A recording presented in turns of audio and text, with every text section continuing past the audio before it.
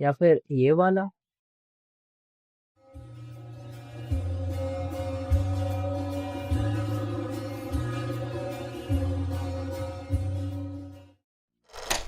Now in दोनों ही memes में एक बात सेम थी कि एक मैन को ब्यूटी नहीं मिलती ना, तो वो अधूरा सा रह जाता है।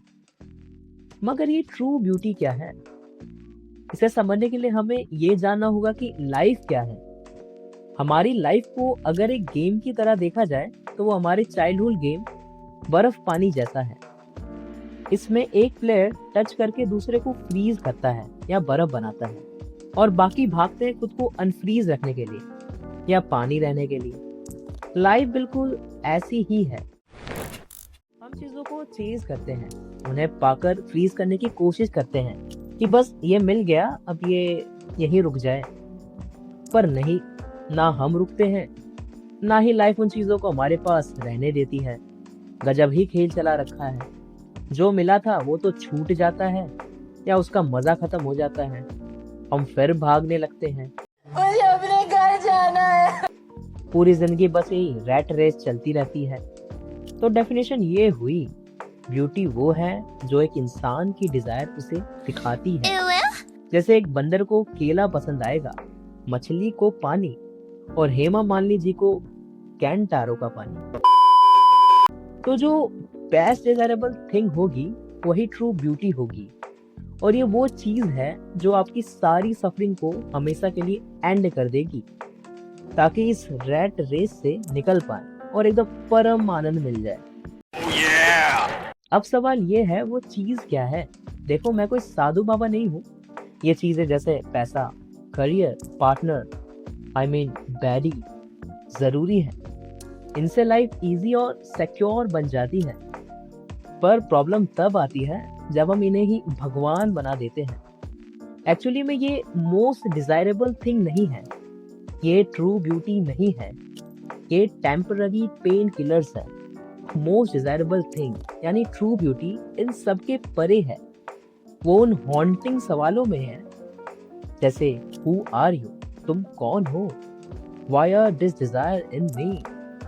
ये सवाल इतने हॉन्टिंग हैं कि लोग लाइफ में मीनिंगलेस के कारण, बैक टू बैक फेलियर्स के कारण सुसाइड तक कर लेते हैं। क्योंकि चेज डाउन वाली लाइफ में हमने अपने इंस्टाग्राम बायो को ही अपनी आइडेंटिटी बना लिया है, और जब वो बायो डिलीट होता है तो हम टूट जाते हैं। इंसान बस यही ट्रू ब्यूटी को अटेन करना चाहता है, अपने जीवन को जानना चाहता है, खुद को खोल के समझना चाहता है, यूनिवर्स को तोड़ के रख देना चाहता है। चलो! अपोलो के टेंपल में भी पहला कोट यही था, गुनोतो स्योतोन, जिसका मतलब है नो थाई सेल्फ। इस कोट के बेस्ट फैन सोक्रेटिस थे। अब दोस्तों, यहाँ आता है सबसे बड़ा कंफ्यूजन। अगर खुद को जानने का लिटरल मीनिंग सोचा जाए ना, तो पुराने जमाने के लोग सोचते थे खुद की हद को जानो, चुपचाप रहो और सहते रहो। यानी अगर लाइफ में प्रॉब्लम है तो बस सह लेना थोड़ा। ग्रीक की जनता यही सोचती थी, भाई अपोलो ने बोला है हद में रहो, हम तो स्लेव ही ठीक हैं। बट ऐसा थोड़ी होता है। अपोलो तुम्हें डरपोक बनने को नहीं कह रहा था।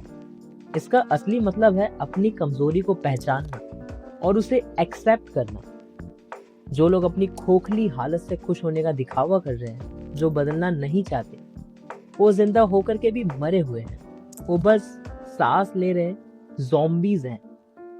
ट्रू ब्यूटी वो इंसान है जो आईने में देखकर बिना फिल्टर के ये कह सके कि हाँ मैं कमजोर हूँ, हाँ मुझ में कमी है, हाँ मैं अभी काफी नहीं हूँ। और ये जानकर कोने में रोए नहीं, बल्कि उस कमजोरी को जलाकर राख करने के लिए तैयार हो जाए। वो आग, वो संघर्ष, स्ट्रगल जो तुम्हारी आत्मा को निखारता है, वो प्रोसेस जिसमें तुम अपने पुराने वर्जन को मारते हो, असल में वही ट्रू ब्यूटी है। Boys, you must strive to find your own voice. Because the longer you wait to begin, the less likely you are to find it at all. Thoreau said most men lead lives of quiet desperation. Don't be resigned to that. break out.